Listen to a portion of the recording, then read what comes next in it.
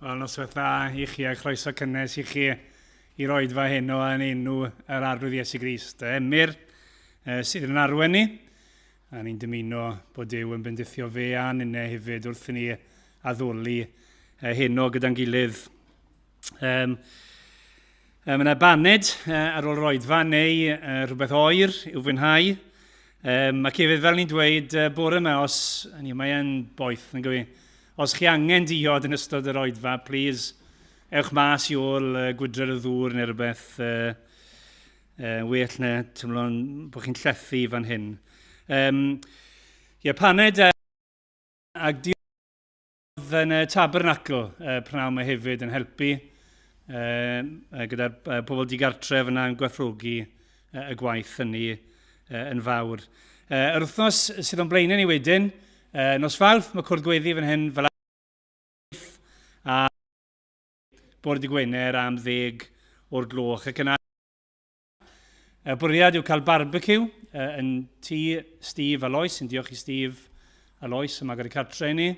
A pobl yn gallu cyrraedd o Hardy 2 a bydd bwyd tua 4 yn gobeithio. Os ydych chi roi gwybod Steve a Lois os chi yn bwriadu bod yn bresennol fel bod syniad faint o fwyd sydd angen i brynu. Diolch yn fawr.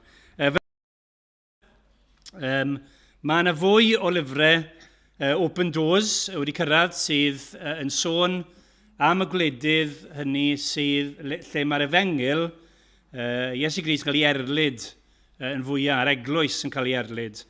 A maen nhw'n mynd trwy nifer o wledydd ucha un fi'n credu ar gyfer mae 100 i gyd a cyfle i weddio wedyn dros y gwledydd hynny. Wnaethon ni archebu rhai a eithon nhw gyd, ond felly mae'n fwy yma i chi fynd ac i weddio dros yr eglwys yn fyd eang. Maen nhw yn y blaen fan hyn, os chi'n dymuno cael un. Hefyd, mae Amanda Ellen yn ddiolchgar am y gwaith hyn hefyd yn rhoi rotas y misoedd nesaf at ei gilydd. Os gallech chi roi gwybod iddyn nhw, os chi'n dymuno bod ar rota neu rhywbryd pan mae'n anghyfleus i chi falle yn y misoedd nesaf, ydych chi ddim o gwmpas, a felly chi ddim yn gallu bod ar rota. Os ydych chi roi gwybod i Amanda Ellen cyn gyntaf ac sy'n bosib, please. A nes i gallu'r y mis yn mynd at waith y mudiad, ond mae'n mynd at waith Heledd Job.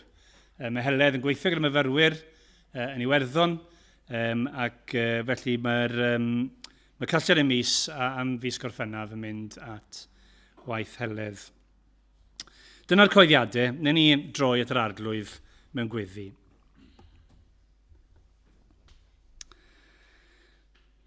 O arglwydd Dduw, ni yn diolch am gael dod wrth flaen tad, mab ac ysbryd lan, a bod cyfle gyda ni, fel eglwys gyda'n gilydd, i uno mewn un llais i thaddoli di, un deheuad i dyweld di yn cael dy ogonyddu, ac ni'n gweddio mai dyna fydd yn digwydd heno. Arglwydd ni'n gweddio i ti symud unrhyw flinder yn y gres yma. Falle, blinder corfforol, falle wedi blino am resymau eraill.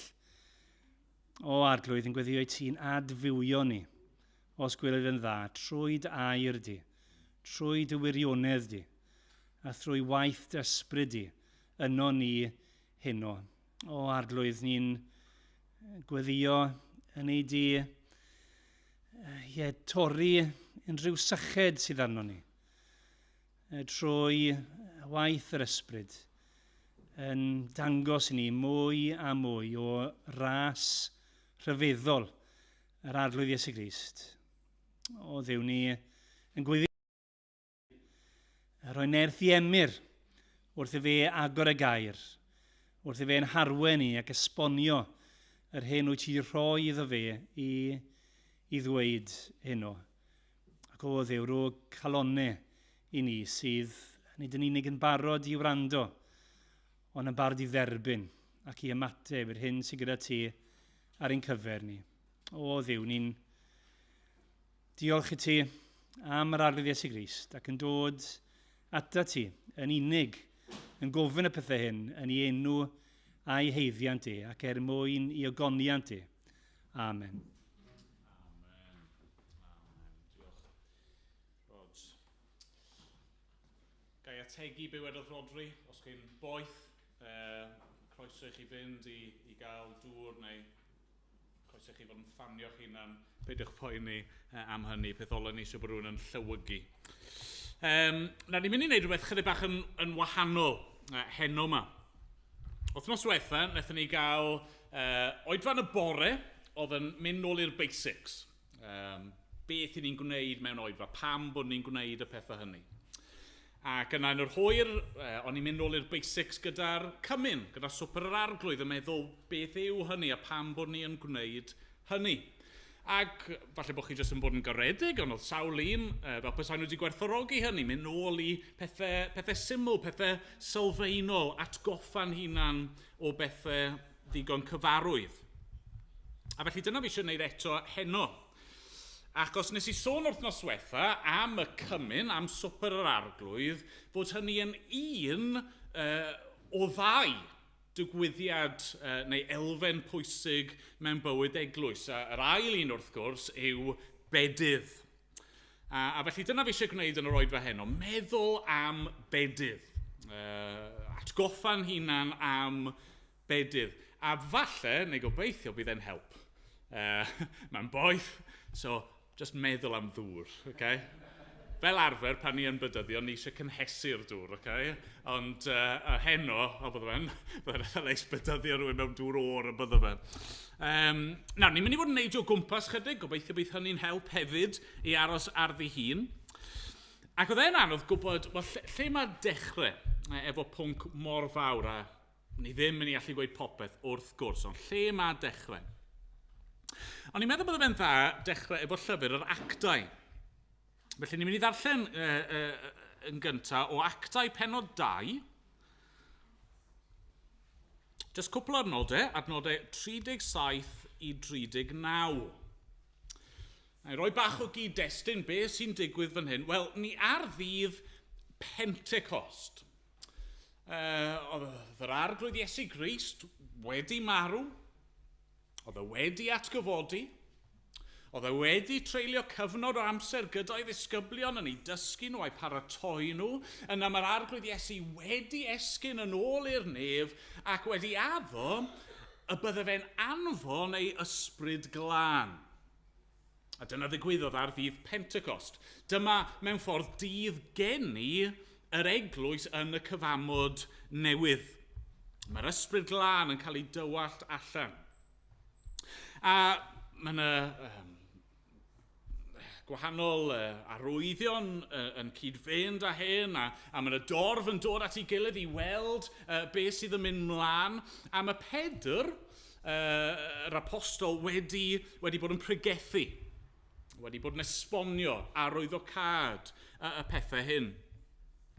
A ni'n darllen wedyn yn actau 2, adnod 37.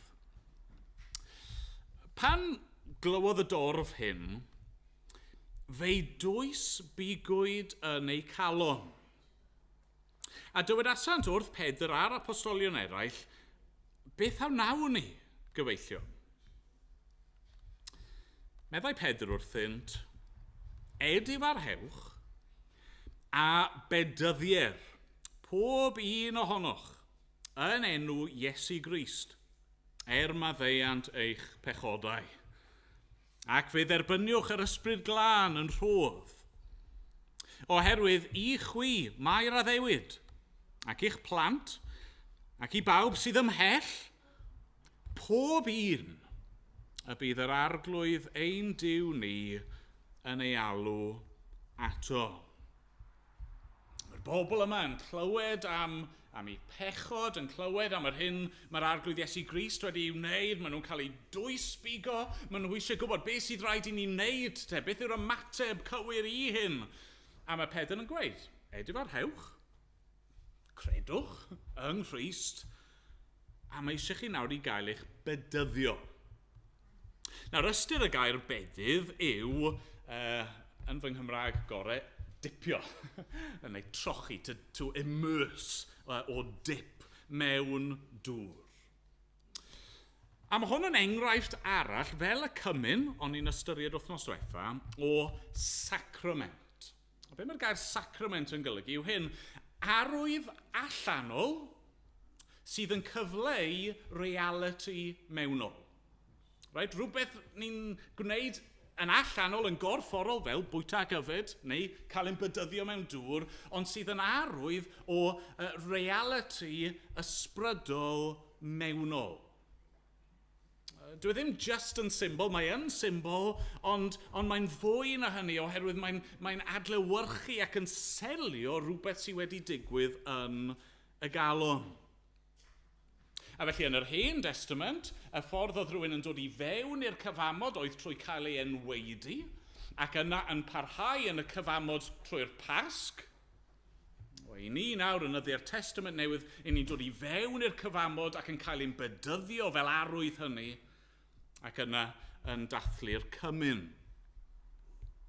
Mae werth dweud, eto, mae yna wahaniaeth barn mawr ar y pwnc yma, ynglŷn â, yn arbennig, pwy sydd i gael ei bydyddio.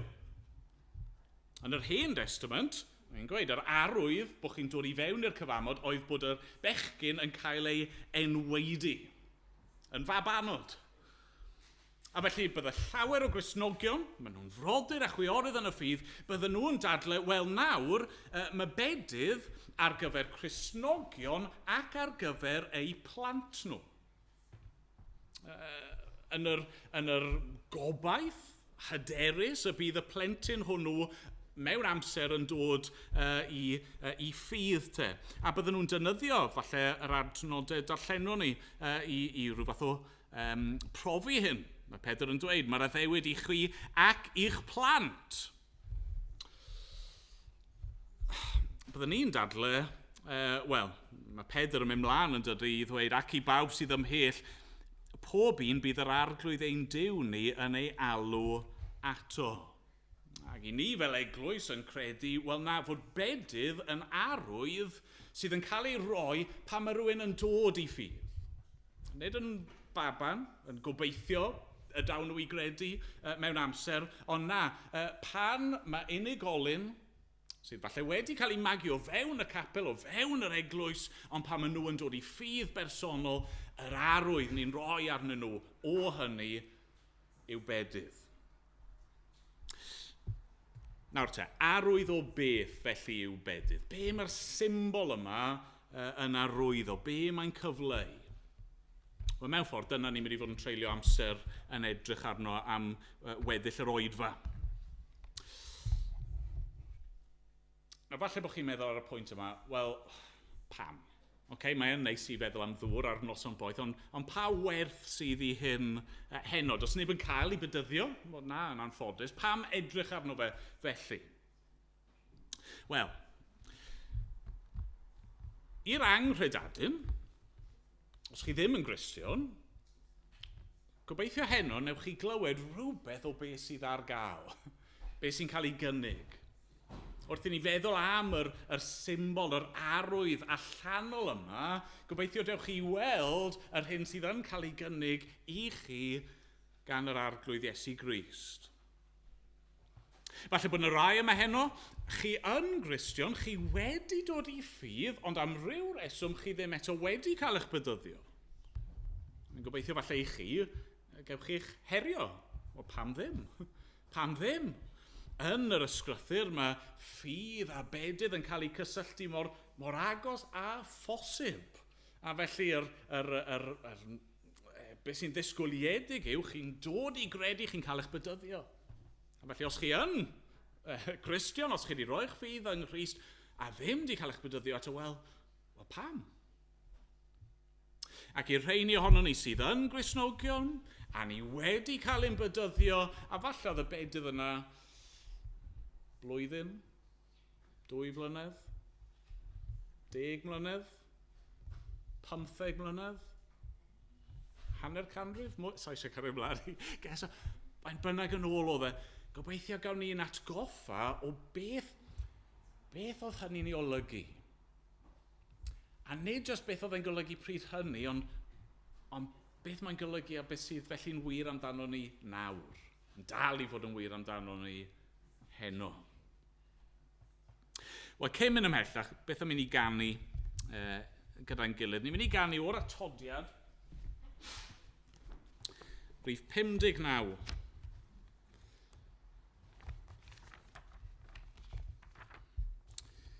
Yng Nghrist ei hun mae'n ngobaith i.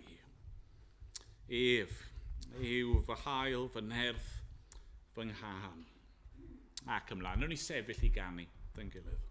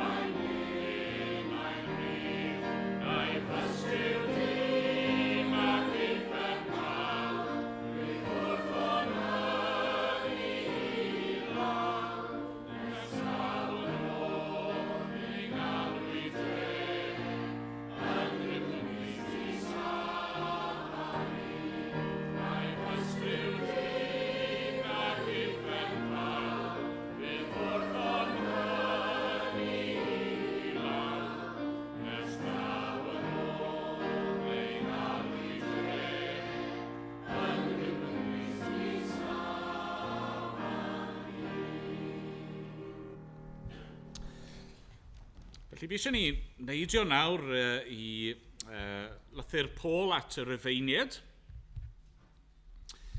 A'r chweched benod, ni wedi edrych ar hyn yn eitha diweddar. Fi jyst yn mynd i tynnu allan un pwynt o pob darlleniad fyddwn ni'n troi atyn nhw. Felly, Rufeiniaid 6 ac adnodau 1 i 11. Beth ynte sydd i'w ddweud? A ydym i barhau mewn pechod mwyn i ras amlhau? Ddim ar unrhyw gyfrif. Pobl ydym a fi farw i bechod. Sut y gallwn ni mwyach fyw ynddo? A ydych chi'n ddeall fod pawb ohonom a fedyddiwyd i Grist Iesu wedi ein bedyddio i'w farwolaeth. Trwy'r bedydd hwn i farwolaeth, fe'n claddwyd gydag ef. Fel megis y cyfodwyd Crist oddi wrth y meirw mewn amlygiad o ogoniant y tad, a byddai ninnau gael byw ar wastad bywyd newydd. Oherwydd os deithom ni yn un ag ef trwy farwolaeth, ar lun ei farwolaeth ef, fe'n ceir hefyd yn un ag ef trwy atgyfodiad ar lun ei atgyfodiad ef. Fe wyddom fod yr hen ddynoliaeth oedd yno wedi ei chroeshoelio gydag ef, mwyn dirymu'r corff pechadurus, ac yn cadw rhag bod mwyach yn geithion i bechod. Oherwydd mae'r sawl sydd wedi marw wedi ei ryddhau oddi wrth bechod. Ac os buom ni farw gyda Christ, yr ydym yn credu y cawn fyw gydag ef hefyd. A ninnau'n gwybod na fydd Christ, sydd wedi ei gyfodi oddi wrth y meirw, yn marw mwyach. Collodd marwolaeth ei harglwyddiaeth arno ef. Yn gymaint ag iddo farw, i bechod y bu farw, unwaith am byth. Yn gymaint ag fod yn fyw, i ddew y mae'n byw. Felly, rydych chwythau i'ch cyfrif eich hunain fel rhai sy'n farw i bechod, ond sy'n fyw i ddew yng Nghrist Iesu. Mae rhywun yn clywed yr efengil. Maen nhw'n credu'r efengil. Maen nhw'n rhoi eu ffydd nhw yn yr arglwydd Iesu Grist. A felly maen nhw'n cael eu bedyddio yn enw'r tad, a'r mab, a'r ysbryd glân. Be mae'r arwydd yna'n golygu? Wel, y peth cyntaf sy'n dod allan yn glir iawn fan hyn yn Rufeiniaid 6 yw bod e'n arwydd o farwolaeth ac o fywyd. Nawr, fi ddim eisiau bod yn ansensitif na gwneud yn ysgafn o hyn, ond meddyliwch am y peth, be sydd yn digwydd i berson sy'n mynd o dan y dŵr ac yn aros yno? Wel, ni'n gwybod yn dyn ni, maen nhw'n boddi. Maen nhw'n marw. A mae yna rhywbeth yn does, falle bod chi wedi bod yna. Fi'n gwybod bod rai ond chi wedi bod yna pan mae rhywun yn cael ei bedyddio. A maen nhw'n cael ei gollwng i lawr, i orwedd. Yn rhyw fath o suddo i lawr i'r dymderoedd. A mae'r symboliaeth yn amlwg yn dydy. Be sy'n digwydd i'r person yna? Wel, maen nhw'n cael eu claddu yn y dŵr.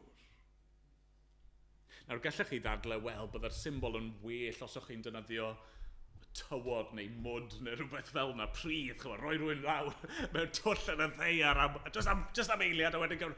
Wrth gwrs, bydda hynny'n beryglus, ddim yn arbennig o ymarferol, am yn y fwy i'r symboliaeth, a nhw'n i ddod at yr mwy yna mewn ychydig, ond fan hyn, mewn dŵr, mae rhywun yn marw am foment. Wrth i chi gael eich bedyddio, mae unigolyn sydd yn barod wedi credu, sydd yn barod trwy ffydd wedi cael ei uno gyda'r arglwydd Iesu Grist, maen nhw nawr yn uniaethu eu hunan gyda'i farwolaeth e.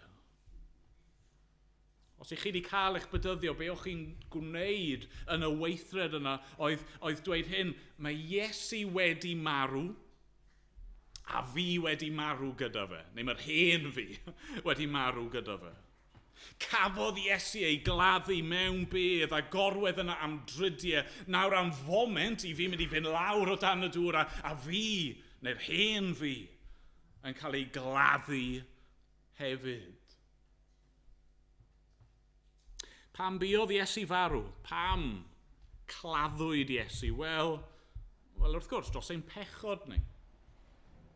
Fe nath ei ddiodde, mynd i'r groes, cymryd ein melltith ni, cymryd ein cosb ni, cymryd barn Duw arno fe ei hun, cymryd y farwolaeth o'n i'n ei heiddi. Dyna pam nath e cael ei gladdu. Achos bod wedi marw, marwolaeth oedd e ddim yn ei heiddi. Marwolaeth i ni yn ei heiddi. A be mae Paul yn esbonio fan hyn, o'n i ddim edrych yn fanwl, ond fod Crist wedi gwneud hynny yn ein lle ni, droston hi, mwyn ein hachub ni.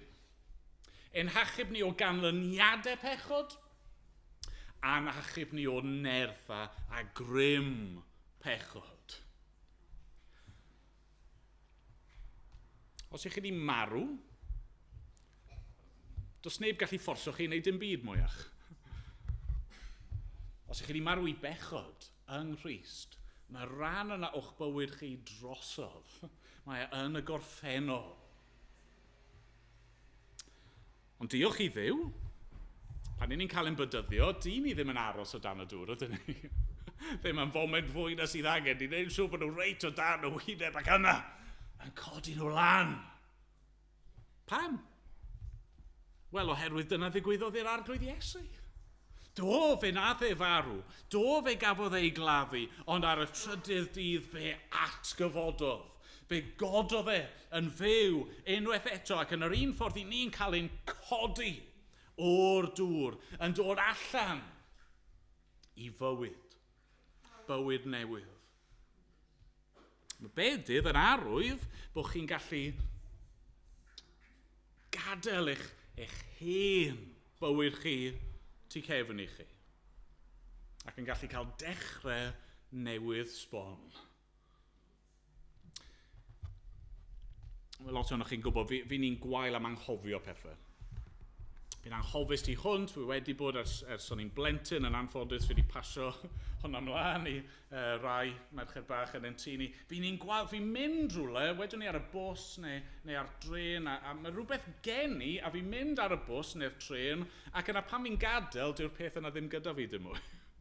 Dwi'n anghofio pigo fel an, anghofio cymryd e gyda fi. Mae'r arglwydd Iesu Grist di mynd lawr i'r bedd. A mae di dod o'na heb ein pechod ni. A pan i ni yn cael ein bydyddio, i ni'n gwneud hynny fel arwydd bod ni wedi mynd lawr i'r bedd gyda fe, a pan godon ni, i ni'n dod heb ein pechod ni. Dechrau newydd sbon. Byddwn ni ganu emyn arall cyn mynd ymlaen. Rhif 316 yn y llyfr yma. 316.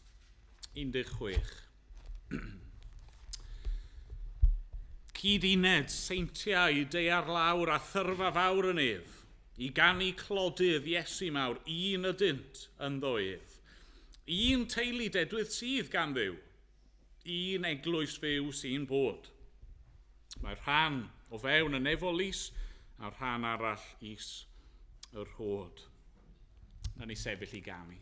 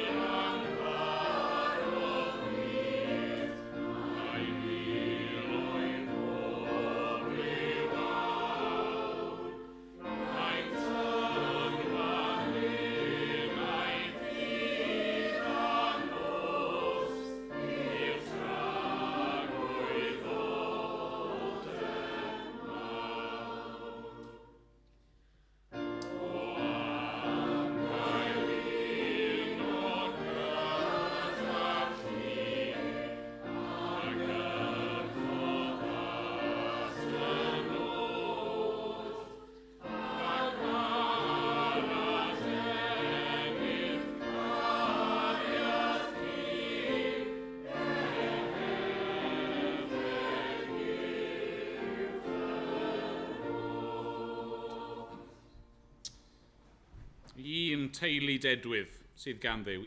Un eglwys fyw sy'n bod. Cadwch hynny mewn meddwl wrth i ni ddarllen nesaf o Galatiaid, pennod 3. Llythyr Paul at y Galatiaid, pennod 3, ac adnod 26 i 29.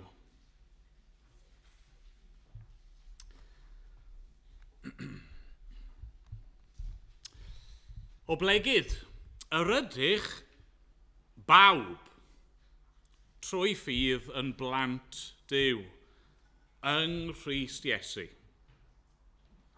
Oherwydd, y mae pob un ohonoch sydd wedi ei fedyddio i Grist wedi gwisgo Crist amdano. Nid oes rhagor rhwng Iddewon a Groegiaid, rhwng caeth a rhydd, rhwng gwryw a benyw, oherwydd un person ydych wi oll yng Nghrist Iesu. Ac os ydych yn eiddo Crist yn ahad Abraham ydych, etifeddion yn ôl yr addewyd.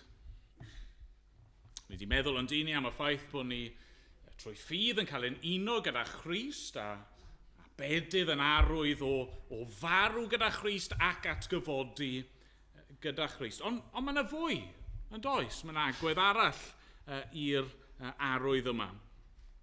Oherwydd, beth sy'n digwydd pan mae person yn cael ei bedyddio? Beth sy'n digwydd pan mae rhywun yn mynd o dan y dŵr? Wel, yr ateb wrth gwrs yw maen nhw'n mynd yn lib. Mae'r dŵr yn eich gorchuddio chi. Mae'n eich cyfro chi yn llwyr. Ni wedi gweld yn rai ni'n pleith ni'n cael ei bedyddio. Maen nhw'n dod mas o'r dŵr a fel arfer mae dyn ni rhywun yna yn barod i'w croesawu nhw gyda beth? Gyda tywel. Pam? Achos maen nhw'n socian. Mae'r dŵr drostyn nhw i gyd. A dwi ddim wastad yn amlwg ydy e.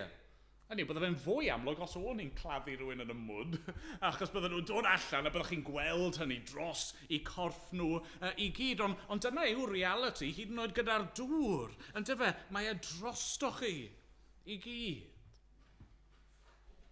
Mae Paul yn dweud bod rhywbeth tebyg yn wir am ein perthynas ni gyda Christ. Fod y Cristion trwy ffydd wedi gwisgo Crist amdanyn nhw. A mae hynny'n digwydd trwy ffydd. Ond mae Bedydd yn arwydd, yn symbol, yn dangos yn allanol yr hyn sydd wedi digwydd yn y galon. Nawr, os allai roi e fel hyn, a mae yna wahaniaethau barn fel wedi gweud ynglyn â Bedydd, ond nid sprinkle sydd dyn ni fan hyn, efe. Nid ychydig bach o Iesu, mae Paul yn sôn amdano fe fan hyn. Na, i chi wedi gwisgo fe. Mae'n eich gorchuddio chi. Dwi ddim hyd yn oed fel yr darlun oedd yn dod i'r meddwl. Chi'n cofio chwedl Achilles? Ryfelwr chwedlonol enwog yna. Ac be oedd wedi digwydd i Achilles yn ôl y stori oedd bod i fam, fi'n credu, di gafel ynddo fe wrth y pigwrn ynddo fe, a dipo fe yn y dyfroedd hyd yma. A dyna sydd oedd e mor gryf. Dyna sydd oedd e'n gallu gwynebu popeth. Ond wrth gwrs, oedd y man yna lle oedd hi'n gafel ynddo fe, oedd y dŵr ddim di cyffwrdd hynny, a felly dyna lle oedd e'n wan. Dyna'r Achilles heel. Nid fel na i ni. Nid bod dim gwendid yno ni, ond mae'r un cryf wedi ein gorchuddio ni. O'm pen i'n troed, o'm coryn i'r sawdl. A chi'n gweld be mae hynny'n golygu? Mae Paul yn dod allan ag un cymhwysiad amlwg o hyn. Mae'n golygu nawr o fewn yr eglwys, bod ein undod ni yn drech nag unrhyw gwahaniaethau allanol eraill. Os ych chi o dras Iddewig neu'n perthyn un o'r cenhedloedd eraill.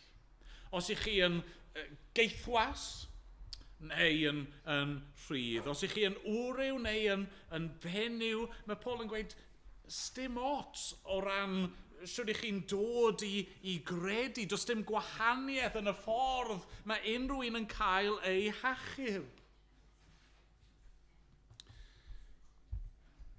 Dychmygwch bod chi eisiau mynd i ryw stafell neu ryw adeilad arbennig. Mae yna ryw drysor mewn yna, rhywbeth chi'n deheu am ei gyrraedd, a chi wedi cael gwahoddiad i fynd yna, a chi'n cyrraedd, a dim ond un drws sydd. Dim ond un drws. Dim ffenest, chi'n gallu sleifio trwyddo fe, dim drws cefn, chi'n gallu mynd yn dawel bach trwyddi, dim felycs, chi'n gallu dod lawr trwyddo, un drws. Ac os ych chi yn gyfoethog neu'n dlawd, os ych chi yn hen neu'n ifanc, os ych chi yn barchus neu di gwneud mes llwyr o'ch bywyd chi, chi'n gorfod mynd mewn yr un ffordd. Dyna mae Bedydd yn dangos i ni. Mae pawb yn dod at Grist yn yr un ffordd. Na, falle bydd y rhai'n dweud, oce, ond beth am yr eithriadau te? Beth am rhywun fel y lleidr ar y groes? Nath e ddim cael ei fedyddio. Naddo, wel, naddo, ond eithriad yw e. Na'r pwynt, yn dyfa. A be mae'r arwydd yma'n pwyntio ni ato yw'r reality, mae un ffordd sydd i fod yn iawn gyda Duw, sef trwy ffydd yng Nghrist. A pan ych chi'n dod i fewn i eglwys yr arglwydd Iesu Grist, nawr, does na ddim lefelau. Does na ddim Cristnogion pwysig a Cristnogion dibwys. Does na ddim Cristnogion gwerthfawr a Cristnogion diwerth. Does na ddim Cristnogion special a Cristnogion cyffredin. A fi'n meddwl falle bod ni'n colli rhywbeth o hynny yn dyn ni weithiau oherwydd ein traddodiad ni, bod Bedydd weithiau yn gallu troi'n rhywbeth chi'n gorfod heiddi, yn gorfod ennill. Mae rhywun yn dod i gredu, ond yna ni'n gweud, o wel, na ni aros i weld, profod y hun gynta. Na pwynt yr arwydd yw, os ych chi wedi dod yn Gristion, dim os pwy i chi, os dim os beth yw'ch cefndir chi, os ych chi wedi credu ynddo fe, chi wedi gwisgo fe amdano chi. Mae dŵr Bedydd yn eich gorchuddio chi. Ganwn ni. Eto, o'r atodiad. Rhif 24. Golchwyd Magdalen yn ddisglair.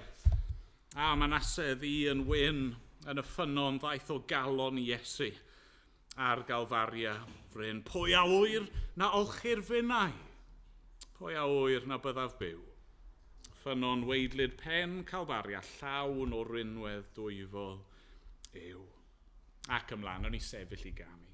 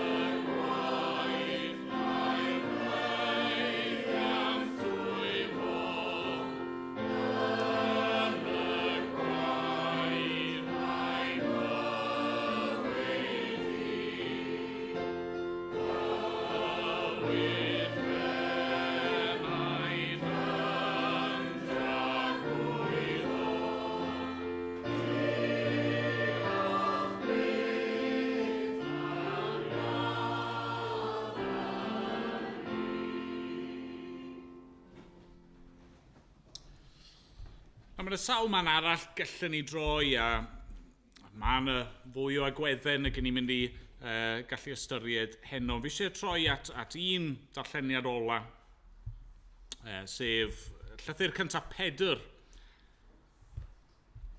a'r trydydd benod. A na i ddarllen adnodau 17 i 22. 1 Pedr, penod 3, dechrau yn adnod 17. Oherwydd gwell yw dioddef, os dyna ewyllus Duw, am wneud da nag am wneud drwg. Oherwydd dioddebodd Crist yntai, un waith am byth dros bechodau, y cyfiawn dros yr anghyfiawn, i'ch dwyn chwi at Dduw. Ei roi i farwolaeth o ran y cnawd, fe'i gwnaed yn fyw o ran yr ysbryd. Ac felly yr aeth a chyhoeddi ei genadwri i'r ysbrydion yng ngharchar. Roedd y reini wedi bod yn anifydd gynt, pan oedd Duw yn ei amynedd yn dal i ddisgwyl yn yddiau Noa ac adeiladu'r arch. Yn yr arch, fe achubwyd ychydig, sef 8 enaid, trwy ddŵr. Ac mae'r hyn sy'n cyfateb i hynny, sef Bedydd, yn eich achub 6 awr. Nid fel modd i fwrw ymaith fydreddi'r cnawd, ond fel ernes o gydwybod dda tuag at Dduw, trwy atgyfodiad Iesu Grist. Mae ef ar ôl mynd i mewn i'r nef ar ddeheulaw Duw, a'r angylion a'r awdurdodau a'r galluoedd wedi ei darostwng iddo. Nawr, mae'r adran yma ymhlith y rai mwyaf cymhleth yn y Testament Newydd, a fi ddim efo amser i edrych ar y pethau cymhleth dadleuol. Ond falle wnaethoch chi sylwi, mae Pedr fan hyn yn dweud 2 beth am fedydd. A peth cyntaf mae'n nodi yw fod arch Noa, a'r hanes yna am Noa a'i deulu yn adeiladu arch a mynd i fewn i'r arch yn cael ei hachub trwy'r dŵr yn yr arch, fod hynny'n rhyw fath o gysgod o fedydd. Mha ffordd, wel, fel ni wedi gweld yn barod, yn dyfa, i ni yn dod trwy dyfroedd marwolaeth wedi ein cuddio yng Nghrist, a mae Bedydd yn arwydd o hynny. Ond mae Pedr yn dweud rhywbeth pellach yn dydy, rhywbeth ni ddim di ystyrion llawn eto. Mae'n dweud fod Bedydd ddim yn fodd i fwrw ymaith fydreddi'r cnawd, ond fel ernes o gydwybod dda tuag at Dduw. Pam bod ni'n mynd mewn i ddŵr fel arfer? Wel, i olchi yn dyfa, golchi. A mewn ffordd, dyna oedd pwynt y dilyw yn hanes Noa, yn dyfa, golchi ffwrdd, sgibo i ffwrdd, drygioni y byd. Be mae Pedr yn gweud nawr yw wrth i berson gael ei bedyddio, fod hynny yn arwydd, yn symbol, gerbron Duw, bod ni wedi ein golchi, bod ni yn lam. Nid jyst bod yr cysylltiad cyfreithiol yna gyda pechod wedi thorri a grym drygioni drosto ni wedi thorri. Mae hynny'n wir. Ond y syniad fan hyn bod rhywbeth sydd wedi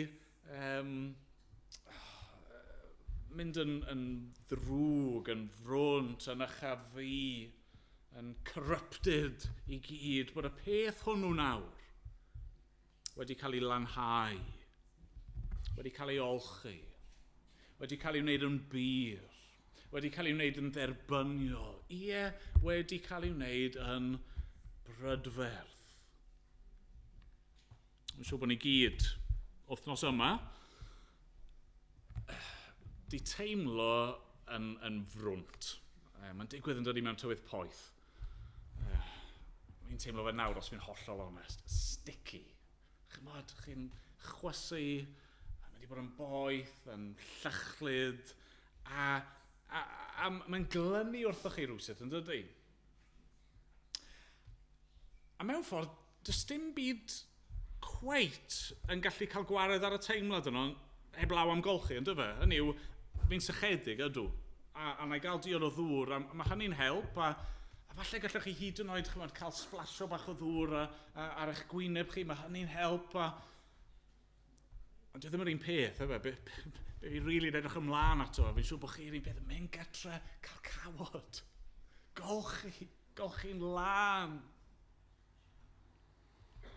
Ni'n gallu chwilio yn dyn ni am pob math o ffyrdd i ddelio gyda cydwybod eog. Mae pechod pethau ni falle di gwneud yn y gorffennol, mae'n glynu wrtho ni. Mae'n gadael ni'n teimlo jyst yn anghyfforddus ac yn ychafu. Mae pob math o bethau ni'n gallu trio defnyddio i gael gwared ar y teimlad yna. Neu i anwybyddu'r teimlad yna. Falle bod nhw yn helpu dros dro, ond dyn nhw ddim yn gwneud yr arglwydd ei hun yn unig sy'n gallu wneud, sef ein golchi ni. Rhoi cydwybod glân i ni. Os chi ddim yn Gristion eto, mae hyn ar gael i chi. Falle bod eich cydwybod chi yn eich poeni chi heno, mae'n olchiad, mae'n lanhad i'w gael. Ac i ni sydd wedi credu, diolch i Dduw, mae'r golchiad yna yn parhau. Ond ni ddim angen cael ein bydyddio dro ar ôl tro ar ôl tro ar ôl tro. Okay? Ni angen cawod bob dydd, sdim angen cael ein bydyddio bob dydd. Pam? Achos bod roi'n ffydd ni yng Nghrist. Ac yna, mewn i fuddod, derbyn yr arwydd allanol yna, yn dangos beth sydd wedi digwydd tu fewn i ni. Mae gennym ni cydwybod dda tuag at Dduw. Mi eisiau ni gofio hynny, falle oedd eich bedydd chi amser hir yn ôl. Mae'n amser hir ers i chi ddod i gredu.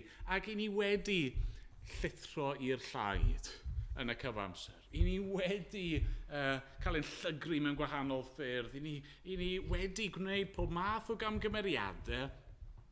Ond trwy ffydd, i ni dal yn gallu dod ger bron Duw gyda chydwybod dda. A mynd bod ni wedi'n golchi yng ngwaed yr arglwydd Iesu Grist. Nawr, nes i weid mae un darlleniad olaf oedd, fi eisiau jyst cyfeirio'n sylw jyst wrth i ni orffen at un stori arall. Na i ddim darllen, gewch chi ddarllen yn amser eich hun. Actau pennod 8 yw'r hanes.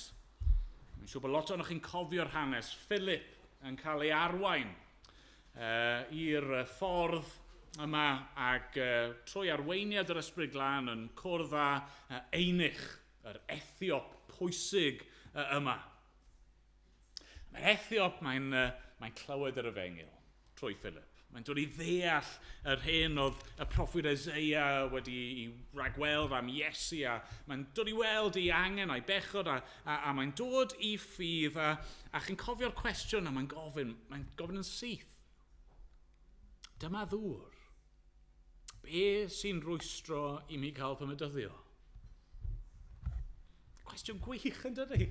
Ydy dod i gredu, a mae'n gweld y peth cyntaf ddylswn ni nawr i wneud yw cael fy medyddio fel arwydd allanol o'r hyn sydd wedi digwydd yn ynghalon ni.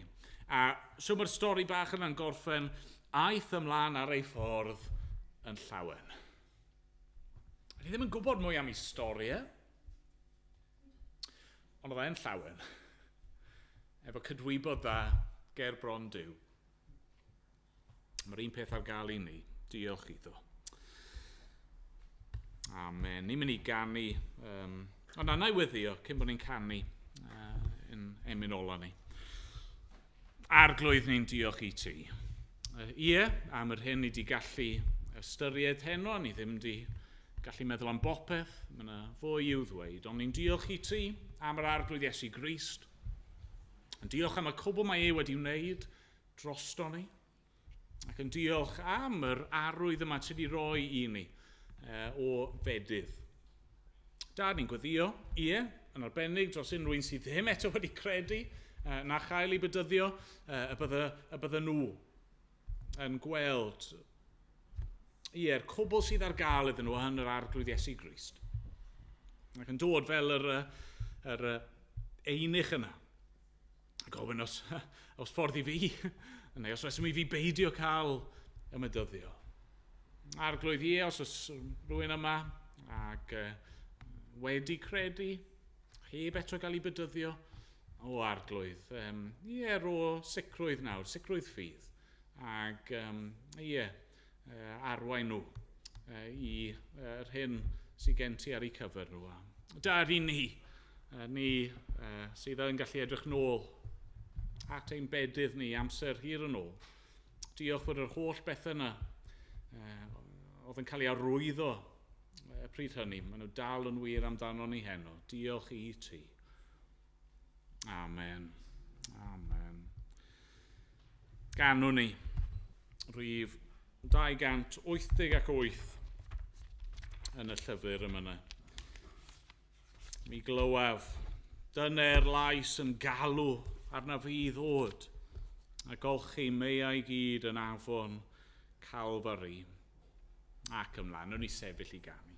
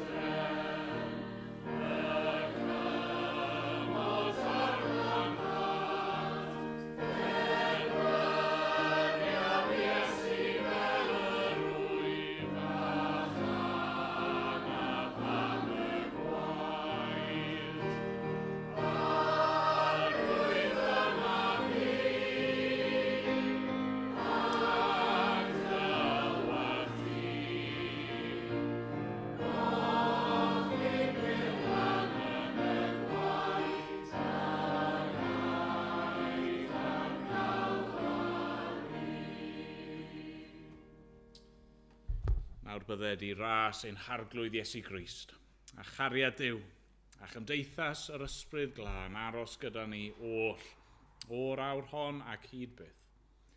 Amen.